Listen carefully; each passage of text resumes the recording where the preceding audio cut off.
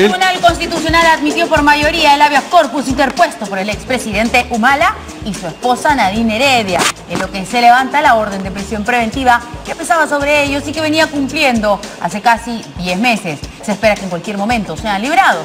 Entre tanto, Fernando Miglacio, tesorero del Departamento de Operaciones Estructuradas de Odebrecht, confirmó que la constructora realizó pagos a favor del publicista Valdemir Garreta, los que fueron destinados al expresidente Humala y a su esposa, según informó nuestra corresponsal en Sao Paulo.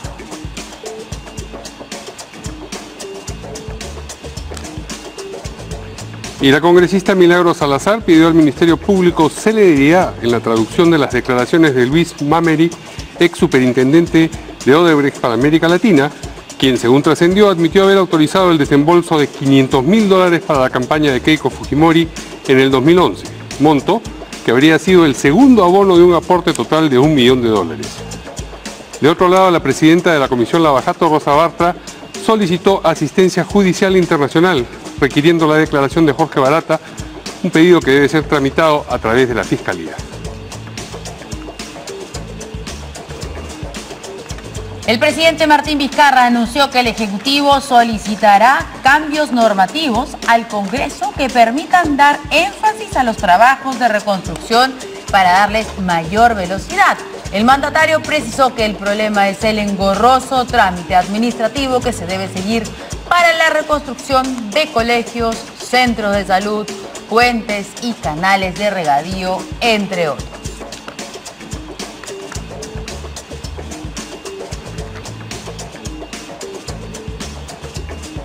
Cinco instituciones públicas han solicitado presupuestos adicionales para este año, exclusivamente con el fin de alquilar inmuebles por montos que se aproximan a 20 millones de soles, según informó el viceministro de Economía, César Liendo, ante la Comisión de Fiscalización, a la que acudió para explicar la política gubernamental en alquiler de inmuebles.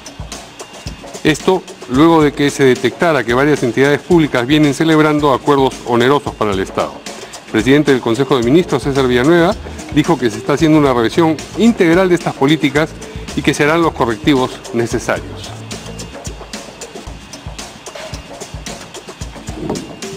Muy bien, y ya sabéis que si quiere estar bien informado, solo tiene que conectarse a nuestra página web www.canaln.pe.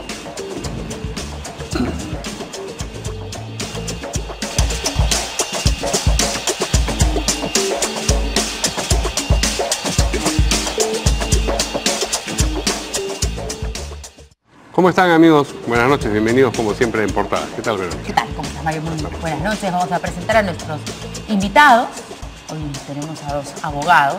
Bueno, porque el día ha estado lleno de información relacionada a diferentes procesos.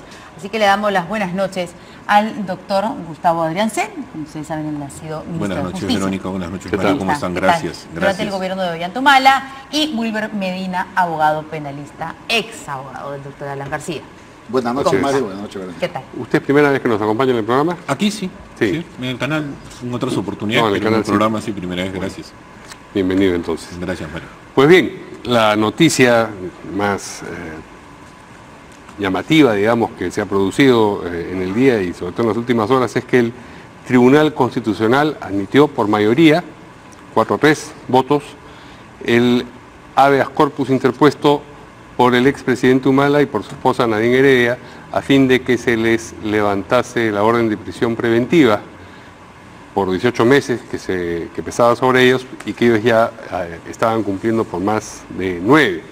Esto significa, por supuesto, que el proceso continúa, pero que ellos van a enfrentar ese proceso en libertad, sin poder salir del país, probablemente, y acudiendo a citaciones periódicas, pero ya no con prisión preventiva. Vamos a escuchar lo que dijo el titular del Tribunal Constitucional, el magistrado Blume, sobre esa decisión. El Tribunal Constitucional, asumiendo su responsabilidad constitucional y no lavándose las manos, ni mucho menos actuando en forma pusilánime, ha acordado, por decisión mayoritaria, aceptar el habeas corpus presentado por la defensa del presidente de la República o el expresidente de la República, Ollanta Humala, y su esposa Nadine Heredia, resolviendo declarar fundadas las demandas y retrotrayendo la situación al régimen que estaban, es decir, la comparecencia que se había dispuesto por el Poder Judicial contra ellos, con las restricciones. Bien, a ver, creo que empezamos con el doctor Adriancén. Gracias. Ollanta Humala y Nadine Heredia van a tener ahora solo impedimento de salida del país, o van a poder viajar libremente y solamente acudir cada cierto tiempo a las firmas que corresponden. En realidad, lo que tiene que ocurrir aquí, como ha dicho el propio presidente Blume, es que como consecuencia de la sentencia que se ha emitido, las cosas se retrotraen al estado anterior de la prisión preventiva, es decir, a una comparecencia restringida. En el marco de la comparecencia restringida que se dictó ya hace bastante tiempo, porque recordemos que este es un proceso muy antiguo, parece que fue el año 2016 que les establecieron reglas de conducta, entre ellas estaba, concretamente para el presidente, acudir al control biométrico cada 30 días al juzgado, no variar su domicilio sino con autorización expresa de la autoridad judicial, naturalmente concurrir a todas las audiencias a las que sea citado, y posteriormente vino hacia la señora Heredia aquello del impedimento de salida del país. Okay. Entonces, esas son las reglas de conducta que van a tener que observar. Seguramente la pregunta es... El impedimento de salida del país solamente es para Nadine Heredia. Hasta ese momento, hasta donde yo he seguido la ruta, estaba solamente para la señora Heredia. No, para aclarar un poco la situación, ¿no? Porque acá efectivamente se ha visto el caso de Nadine Heredia y Ollanta Humala, el tema de la prisión preventiva. En efecto. Y entonces se anula esto que les dictó, esta sentencia que les dictó la prisión preventiva, entonces regresamos a la situación inmediata anterior. En efecto. Que era que Ollanta Humala no tenía impedimento de salir del país. Pero tenía comparecencia restringida con limitaciones, ¿no? Y en el caso de Nadine Heredia... Todas ellas más sí, el impedimento. Tiene impedimento de salir del país. Sí. Okay. En efecto. Ahora bien, esta precisión seguramente nos lleva a pensar si puede variar o no puede variar esta condición en el tiempo. En realidad, naturalmente podrían variar, me explico, si dejan de cumplir alguna de estas reglas a las que están obligados, o si aparecieran indicios nuevos con relación al proceso, naturalmente la Fiscalía podría solicitar que se varíen estas condiciones. Lo recomendable naturalmente en este caso es mantener una línea de conducta acorde con las nuevas condiciones a efectos de que no se vean alteradas, ¿no? Muy bien. Bueno, yo como abogado hemos esperado, creo, todo el país con expectativa la decisión del tribunal, que finalmente se ha dado. Creo que estaba cantado ya por las filtraciones que hubo, que habían 3 votos a favor y 3 votos en contra. Faltaba un voto de un magistrado, que ya incluso también se había manifestado, creo que el día de ayer en este mismo medio, que lo que habría hecho es llegar al tribunal, abrir el sobre y adjuntarlo y sostener oralmente ante el Pleno, y por lo tanto se ha dado una decisión en el sentido mayoritario, lo cual, por la rapidez de la decisión, incluso la estábamos revisando, y en efecto considero que el tribunal ha evaluado 2 elementos importantes que lo encuentro en el fundamento 62 y 64 respecto a los nuevos elementos que el juez Concepción Carguancho consideró para variar de la comparecencia con restricciones a la prisión. Y él considera que esos 2 elementos en efecto no fueron contrastados con la prueba que sobre el particular, y para refutar el argumento del fiscal, la defensa del señor Humala había ofrecido, tales como, por ejemplo, la declaración del señor Pedro Pablo Kuczynski, del señor Toledo y de algunas otras personas más, cuando referían que en efecto a ellos... ¿Se acuerda de este tema de que había venido las maletas diplomáticas, claro, el dinero y todo? Ellos dijeron, creo que negaron lo que en algún momento afirmaron. Entonces, el razonamiento del colegiado en mayoría del voto es el siguiente. Si bien el fiscal aportó nuevos elementos, estos nuevos elementos fueron refutados por la defensa, pero el juez no los tomó en cuenta. Entonces, el no tomar en cuenta esos nuevos que refutan los argumentos del fiscal, es una clara violación al derecho de defensa. Ese es un argumento respecto a los nuevos elementos fundados de convicción. Luego, en cuanto al peligro, valora el tribunal en mayoría, 4 votos, en el fundamento 91, a partir de ahí, respecto, ¿recuerdan ustedes de los audios? Que en el otro caso, madre mía, el señor Humala aparentemente se le imputaba que él había comprado testigos. Sí. Esos audios, al revelarse, ¿qué hace el fiscal? Lo aporta como nuevos para cambiar, entiéndase, de la comparecencia con restricciones a prisión preventiva. Sobre esos audios, ¿qué dijo la defensa técnica? Dijo, señor, esos audios no han sido escuchados y yo reconozco que no ha sido la voz de tal persona, no ha sido contrastado.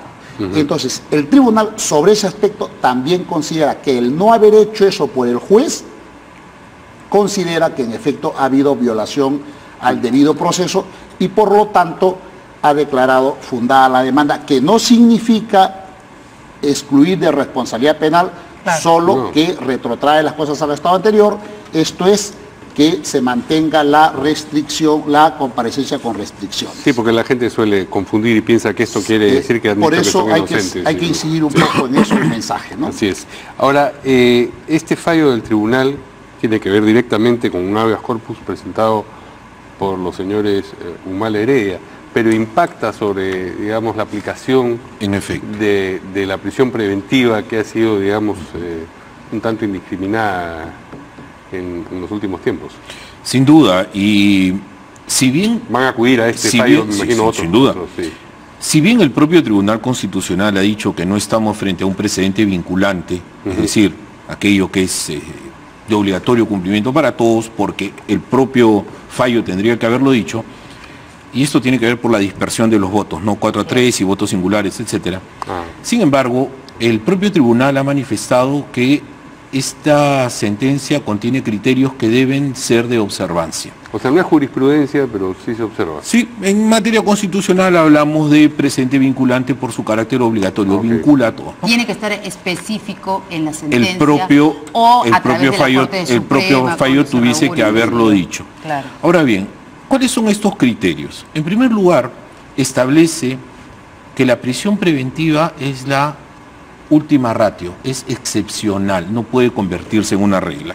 Por otro lado, establece además que tienen que darse algunos criterios de manera copulativa. ¿Cuáles son? La valoración de las pruebas tiene que hacerse tanto por parte de la defensa como por parte de la fiscalía, tienen que valorarse. Entonces rompe el criterio tradicional de que en este tipo de procesos no hay etapa probatoria. Por otro lado, se establece además que los indicios, como así se llaman actualmente, tienen que basarse en una prueba objetiva.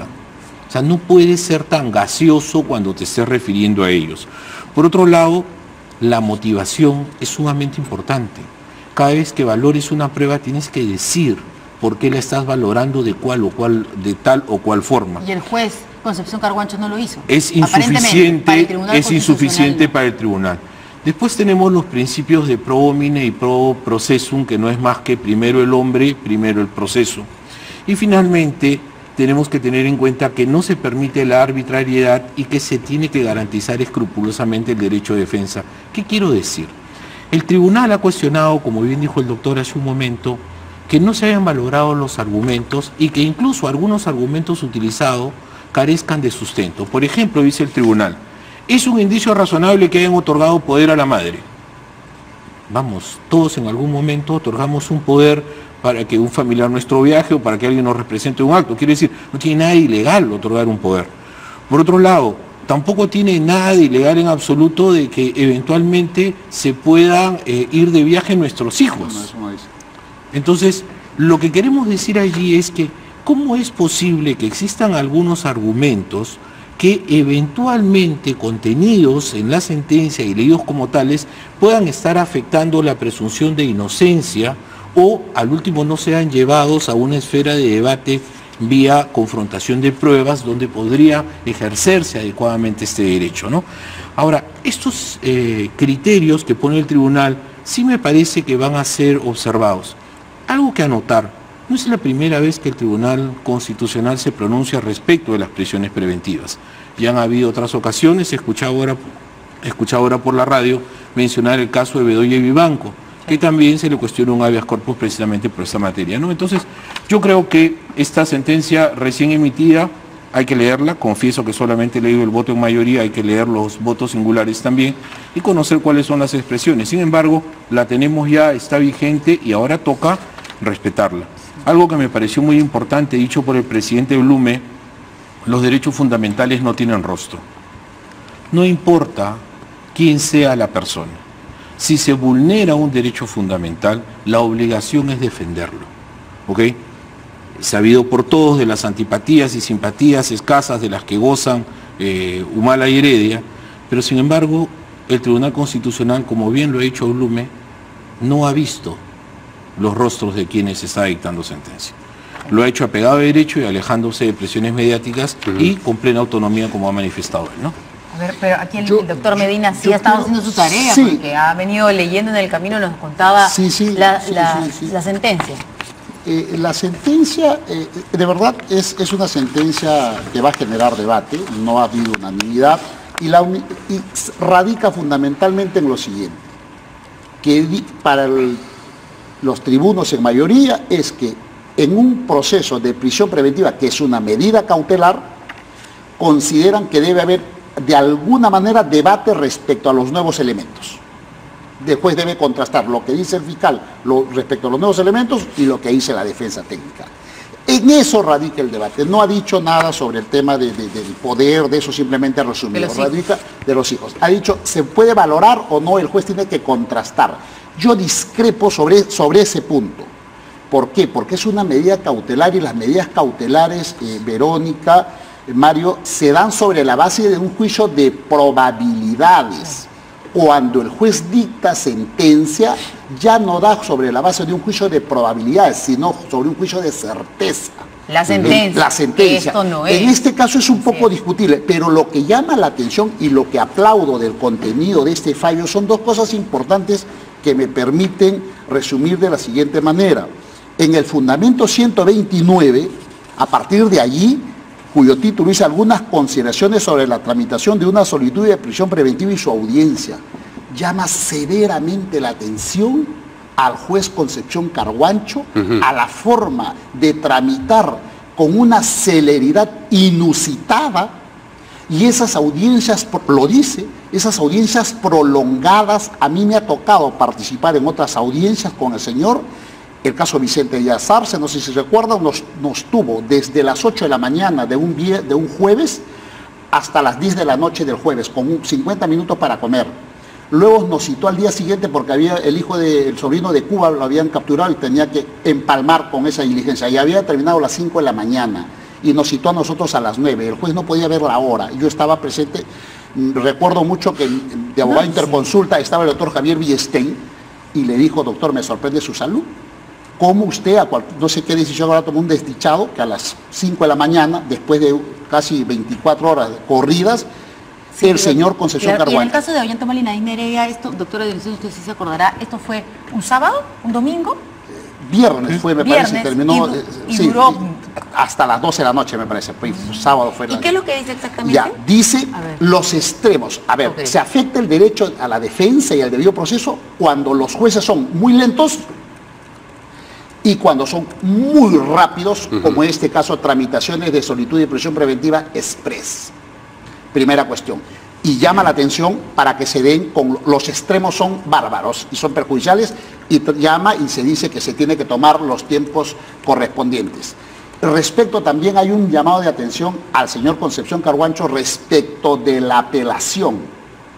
Tiene la mala costumbre el juez, concede lo que pasó con Toledo y le dictó mandato de prisión preventiva, los abogados apelaron y el juez, recurriendo a un ritualismo excesivo procesal que no puso la palabra tal, la coma tal, le rechazó el recurso. Lo que dice el colegiado es que debe concederse la alzada y no debe calificar, lo cual me parece muy acertado y muy mala costumbre de los jueces de estar revisando, porque ellos ya tienen una posición tomada y lo que quieren es que quede firme su fallo. Están buscando un pretexto para... Exacto, como dice, buscando un pretexto. Esas dos precisiones me parecen valiosas de cara a los procesos futuros y que los jueces tienen que valorar, si bien no es doctrina vinculante, porque no es un precedente, no está establecido así, sí me parece importante porque va a ser tomado en cuenta como doctrina por los próximos jueces. Ahora que menciona esta llamada de atención, ¿no es cierto?, del tribunal en la sentencia al juez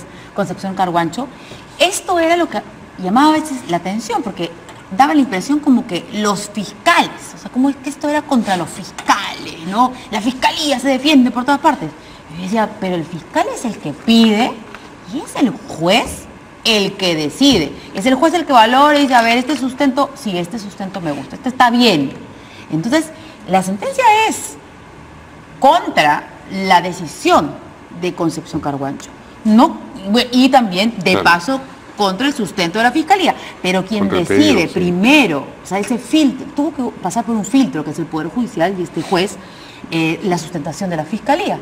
Pero acá más bien yo escuchaba a todos los abogados hablando contra la fiscalía, contra la fiscalía, contra la fiscalía, contra el fiscal. Verónica, hay una cosa más sobre esto y me van a dar la razón en lo que ha ocurrido. Mire, fíjese esta mala práctica de los fiscales y de los jueces, arbitrarios por decirlo menos. El caso Pedro Pablo Kuczynski, ¿recuerdan ustedes que se le citó a las 9 de la mañana un sábado para ver el análisis de la solicitud de impedimento de salida del país? Sí. Y en simultáneo se estaba dando los allanamientos en su domicilio, lo cual me parece una celeridad, eso es una arbitrariedad desproporcionada, por lo menos porque lo que quiere un fiscal y el juez es, cuando una persona se le está solicitando para un impedimento de esto, que la persona comparezca con su abogado. Terminaba eso y se iban a hacer el allanamiento con la persona. Fíjese, todas estas cosas en esta decisión me parece este extremo importante de cara, como digo, a acabar con el carnaval de prisiones preventivas, con este festín de prisiones preventivas y estas audiencias tan prolongadas, incluso como dice en el fundamento 132, extendiéndose hasta altas horas de la madrugada. Esto, si me permiten, primero hacer una brevísima precisión, doctor. Lo del poder está referido en los fundamentos 101 a 106 de la sentencia. Como resumen. No, están refiriéndose a los poderes tal cuales elementos de convicción generados tanto por el juez como por la sala. Ahora, ¿por qué se hace esto y en qué momento se hace lo del juez y lo del fiscal?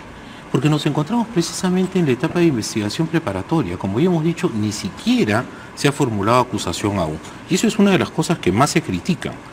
Ahora bien, responsables, yo creo que corresponsables, ¿no?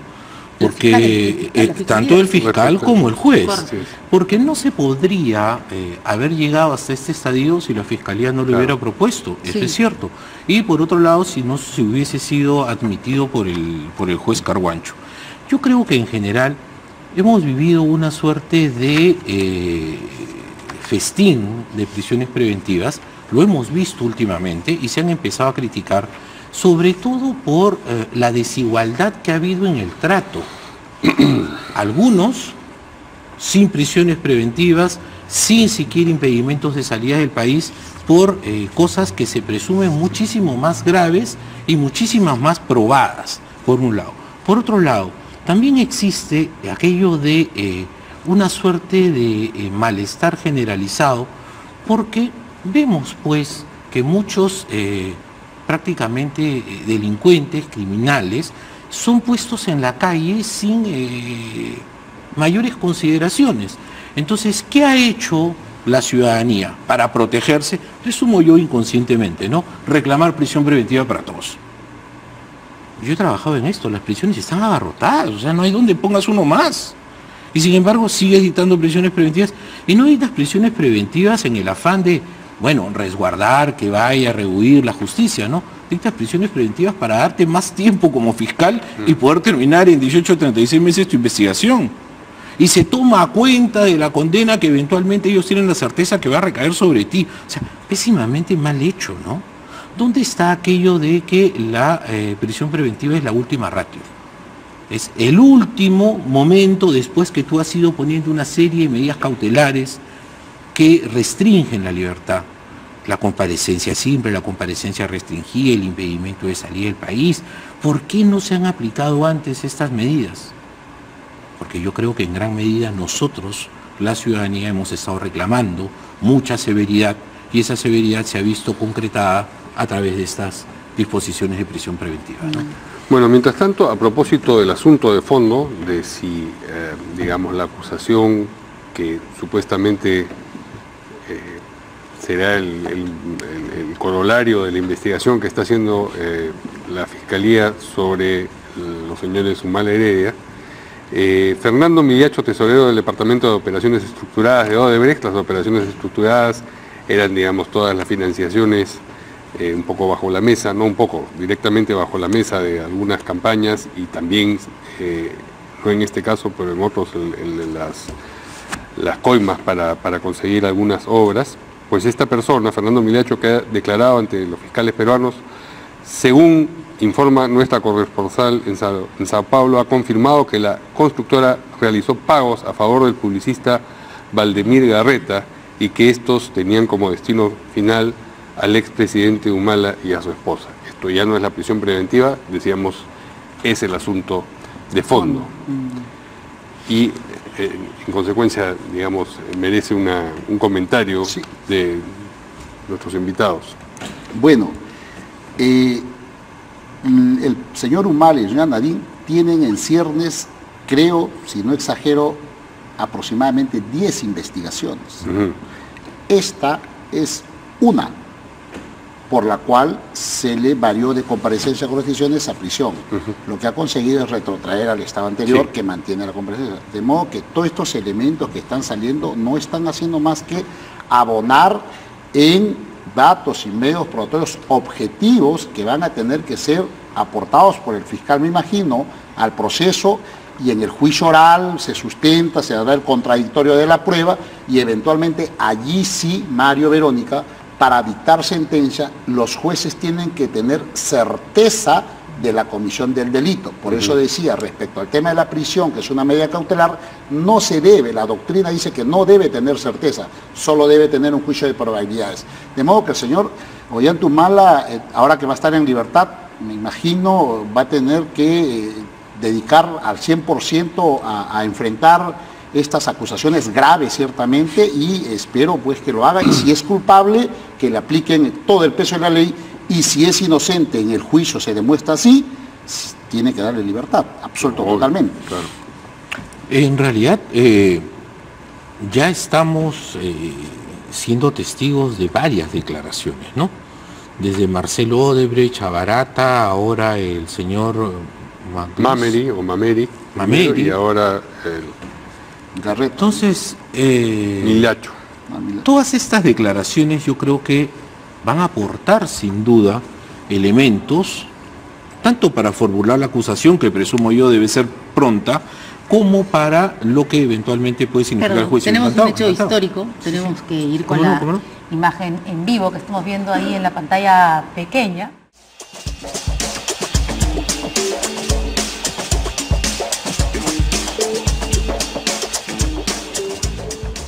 Bueno, la congresista Milagros Salazar ha pedido al Ministerio Público celeridad en la traducción de las declaraciones del señor Mameri, el ex superintendente de Odebrecht para América Latina, que, bueno, ya se supo más o menos qué es lo que ha dicho y que admitió, bueno, que había desembolsado. Había autorizado, ¿no es cierto? Autorizado a que se desembolse $500.000 para la campaña de Keiko Fujimori en 2011.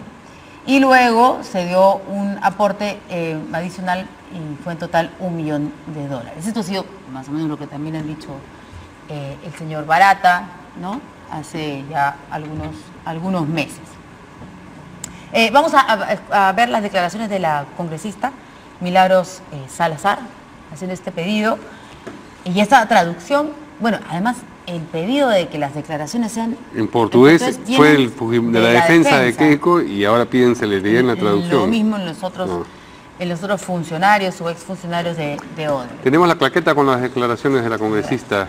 Dice, ella es vocera alterna de Fuerza Popular: no hay absolutamente ninguna relación ni ha habido ninguna reunión de Mameri con nuestra lideresa en ningún momento, y sobre Jaime Yoshiyama igualmente, que no se han reunido, que no han entregado ningún dinero. Ahí lo importante solamente es lo final, porque lo de las reuniones, nadie dijo que Mameri, o nadie en los testimonios anteriores se se hubiese reunido con Keiko o el mismo Mameri con Jaime Yoshiyama, que yo recuerde. Continúa. En aras de la transparencia e información apegada a lo correcto, deberíamos esperar la traducción de la declaración de Mameri. Es la Fiscalía la única autorizada de confirmar o negar la información contenida ahí en esas declaraciones, ¿entiende?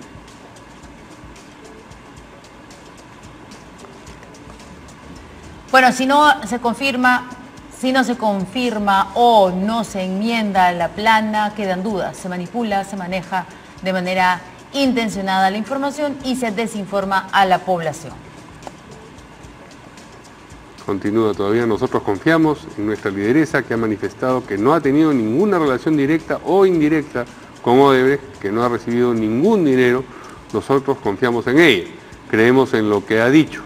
Hasta ahora no hay ninguna evidencia de lo contrario. Esperamos que las autoridades cumplan su función y que la traducción se dé a la brevedad. Muy bien. Por eso terminamos la declaración, sí. Bueno, pero también vamos a continuar con la segunda parte de esta información para conversar ya con los invitados. La señora Rosa Bartra, presidenta de la Comisión Lavallato, ha solicitado asistencia judicial internacional requiriendo la declaración del señor Barata para la Comisión Lavallato, pedido que, bueno, debe ser tramitado a través de la Fiscalía. A ver, ¿qué dicen ahora? Yo estoy de acuerdo.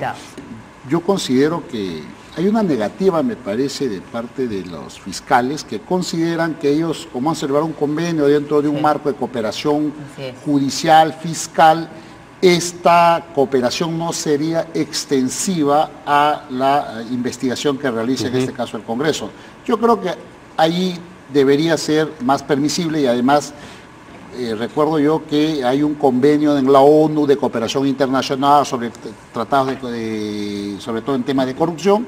Considero que es viable el pedido que hace la Fiscalía, sobre todo que además Brasil se ha comprometido en esa misma cooperación con el Estado peruano de manera general y en ese marco yo creo que sí es procedente y además es de necesidad para nosotros y para los brasileños. Queremos saber qué ocurrió y de una vez que vayan los fiscales allá, perdón, los congresistas y tomen la declaración y que concluya la investigación en el Congreso. Si encuentran responsabilidad, envían al fiscal y si encuentran responsabilidad política de algunos altos funcionarios, pues optarán por las inhabilitaciones y todo de lo que es su competencia. Ellos no determinan responsabilidades penales. Así es. Bueno, con relación a las declaraciones de Milagros Salazar, yo sí creo que es importante, ¿eh? Más allá de que hayan sido ellos mismos quienes hayan promovido que se declare en portugués, creo que sí es importante esperar que las declaraciones lleguen, que las declaraciones se traduzcan oficialmente y que se conozcan. Ya sabemos que a lo largo de los días se van filtrando los contenidos de esa información en versiones extraoficiales, pero sí es lo más importante aquello. Ahora, si la lideresa recibió o no recibió el dinero directo y personalmente, eso también será objeto de investigación. Yo no creo que Mameri haya ido y haya entregado pues el dinero a la mano. No creo que realmente haya sucedido eso. Lo que hay que ver es si efectivamente el destino que tuvo fue el que ellos manifiestan para el financiamiento de las campañas en esos periodos. Ahora, no solamente está la señora Fujimori comprometida en esto, ¿no? Han habido declaraciones de Brasil que informan de otros varios partidos políticos comprometidos en el tema. Ahora, con relación a la declaración de la señora Bartra y lo que se está haciendo en el Congreso, yo la verdad sigo sin entenderlo. Salvo que se trate, como bien dijo el doctor, de determinar responsabilidades políticas, yo no encuentro justificación alguna. Quiere ayuda internacional, ya tenemos a la Fiscalía haciendo lo mismo, ya se le tomó declaraciones. La verdad es que no sé hacia dónde va Lavallato y no sé si efectivamente está buscando responsabilidades de carácter político, que sería lo que le corresponde a un Congreso de la República, porque si encontrase algún indicio razonable de la comisión de un delito o presuntos responsables, va a tener que derivarlo a la Fiscalía y la Fiscalía ya está trabajando sobre eso. Entonces, pero como aporte, por allí, si tuvieses algo más que aportar, ¿verdad? Yo a raíz de defendí al presidente García contra la megacomisión y creo que hace poco acabo de enviar al Congreso conocí bastante bien cuál es la importancia, los efectos que tiene el marco de acción que tienen las comisiones. Llegué a la conclusión y he hecho un aporte al tanto a la presidencia del Congreso, y algún libro al respecto y un proyecto de ley, que se regule el artículo 86 respecto al procedimiento de investigación parlamentaria, porque a raíz de la sentencia García se ha marcado un antes y un después en estas investigaciones, porque antes quedaba libre albedrío del presidente de la comisión en cuestión cómo establecía su mecanismo. Por lo menos ahora, si usted ve, establecen primero, hacen una indagación, termina esa indagación de declaración, luego de ahí determinan quiénes pasan a investigados y quiénes no. Pero eso está libre, no está regulado. Por eso yo he propuesto al presidente Galarreta, con un oficio de la Facultad de Derecho de la Universidad San Martín, cuyo centro de Derecho Procesal presido, se le ha mandado y espero que genere el debate y evitar, como dice, las comisiones. Finalmente en los últimos tiempos hemos sido testigos todos que solamente sirven a veces para ser protagonistas de los miembros que la integran, doctor, y nada útil al final. Y ustedes saben más que nosotros cuánto costó la megacomisión, 14 millones, y dónde terminaron sus informes. Imagínense, lo que yo quiero decir, más allá de ustedes, que no me siento comprometido realmente. No, porque fue ministro de Justicia. Sí, claro. Quiero decir, sí, o sea, las investigaciones las manejó el Congreso, no, por supuesto que no. No, pero claramente está diciendo que fue manejo político. Pero manejo político. Pero ahora, ¿usted no se siente parte del gobierno de No, para nada, yo fui un independiente. Pero tuvo declaraciones de que los informes no puede el juez declarar, ¿usted lo declaró? Lo que yo sí creo es que... Y el juez declaró nulo los informes. Lo que yo sí creo es que esa inutilidad que genera solamente gastos, solamente dan espacio y tribuna para el protagonismo político, sí, una cuestión, no debería ser admisible. Solamente una cuestión final. Mira cómo es cosas de la vida, Mario, Verónica. Nosotros defendíamos principio, el derecho al debido proceso. Los señores Humala decían, no, que García vaya, que lo investiguen, así ya está. Ellos están alegando ahora el derecho al debido proceso. Yo en más de una entrevista en este medio decía, esta sentencia los señores Humala la van a alegar antes que termine su mandato. Creo que no me equivoqué y el tiempo me ha dado la razón. Bien, vamos a una pausa y regresamos con declaraciones del presidente Martín Vizcarra sobre los cambios normativos que va a solicitar al Congreso para dar énfasis a los trabajos de reconstrucción. Con eso volvemos.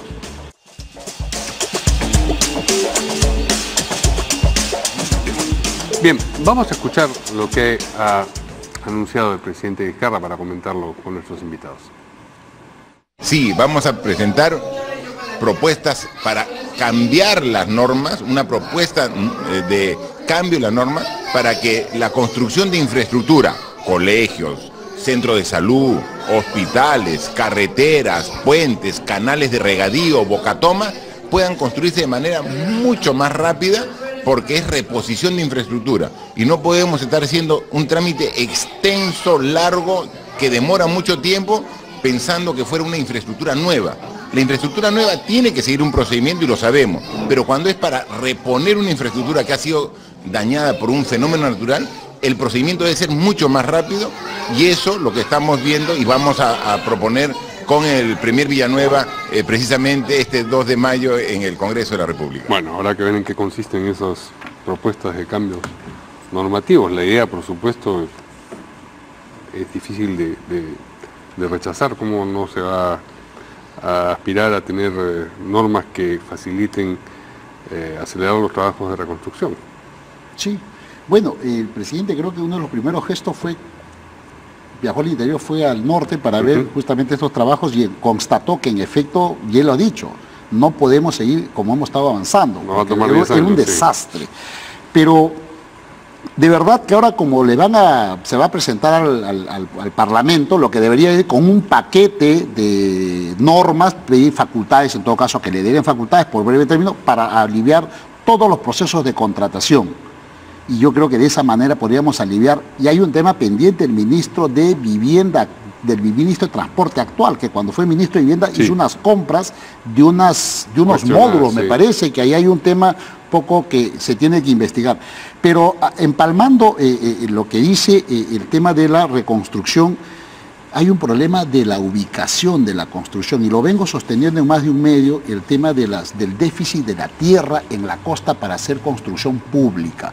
Y eso básicamente se debe, Verónica, Mario, a un tema de escasez de propiedades para hacer la habilitación. ¿Por qué? Porque las comunidades campesinas de la costa abarcan por lo menos el 40 o 50% del área útil de la costa. Por lo tanto, hay que disolverlas. Usted se puede imaginar que en Asia hay una comunidad campesina de Asia. ¿Usted cree que existe una oveja, un ganado, un pasto natural que tiene razón de existir esta comunidad campesina? O como muchas otras en el norte y en todo a lo largo de la costa, que son 235.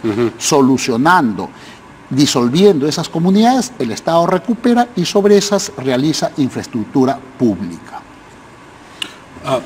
Con la idea del presidente Vizcarra, creo yo que se podría aliviar un primer problema, que es, como él mismo lo ha manifestado, el de reponer la infraestructura pública que se ha visto afectada por el desastre natural.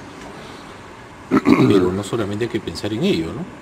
Sino hay que pensar también en qué vamos a hacer como medidas preventivas a efectos de evitar que el niño del próximo año o el subsiguiente no nos cause los mismos estragos. Ahora, por otro lado, la medida normativa siempre va a ser bienvenida, es decir, vas a acelerar procesos, probablemente con normas de emergencia, y vas a poder lograr que los plazos se acorten y se haga más rápido el proceso.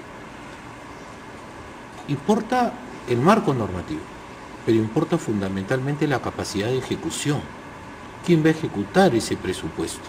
¿Las regiones, que ya han demostrado insuficiente capacidad de ejecución? ¿O lo va a hacer un organismo desde el gobierno central, autónomo, etcétera?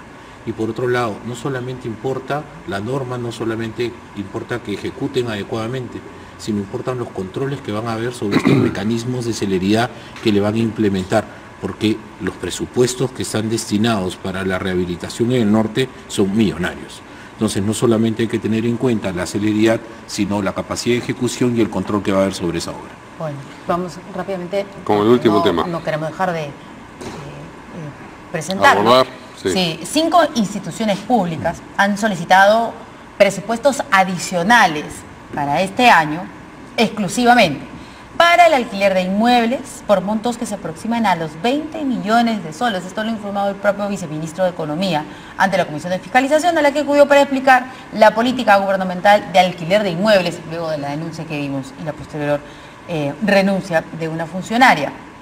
Esto se ha detectado además que ha ocurrido no solo en una, sino en varias instituciones.